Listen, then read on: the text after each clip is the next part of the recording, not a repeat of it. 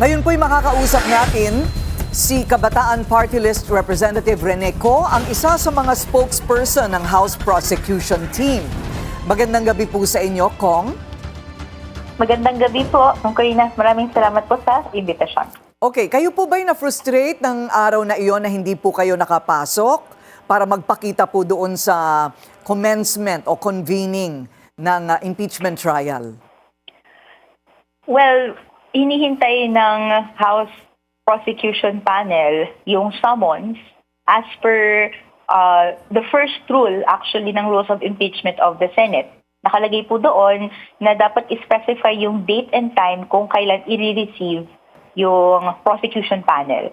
Given na walang communication, nakaantabay lang po yung prosecution panel na ready na mag-present. Ayun, So, okay. Pero anytime po kayo po'y ready. Handa na po ba kayo sa lahat ng mga ebidensya na kailangan po ilatag? Handang-handa po. In a press conference today ng prosecution panel, nilinya na po kung sino yung mga assigned sa bawat article, na kahit naman po ay hindi po specifically sundin yun, handa po ang buong panel na depensahan yung bawat article na mabibigat po talaga ang ebidensya para tuloy-tuloy ng paglilitis kay VP Sara. Ano po ang sequence ng mga akusasyon or ng articles na inyo pong ilalatag?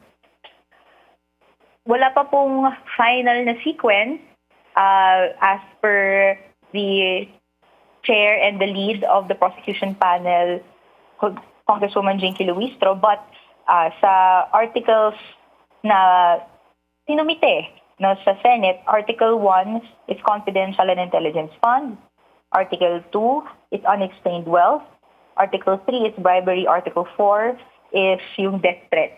So hindi pa naman yun yung order, pero yun siguro yung pwedeng basehan ng pagbabasa natin ng articles sa ngayon.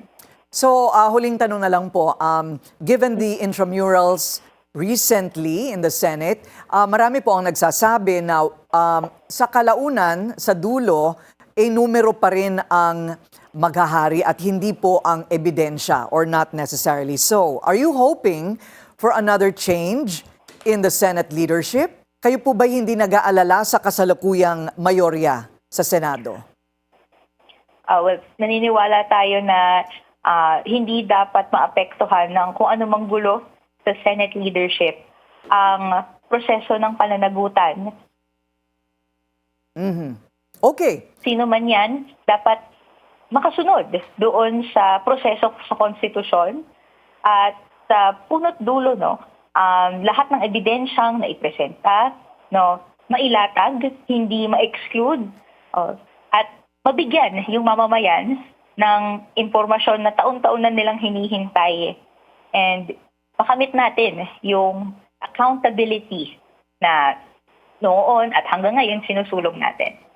Maraming salamat sa inyong oras, House Prosecution Team Spokesperson Rene Co. Maraming salamat po. Manatiling nakatutok sa Bilyonaryo News Channel. Sumubaybay sa aming social media accounts at mag-subscribe sa aming YouTube channel para sa mga bago at eksklusibong balita.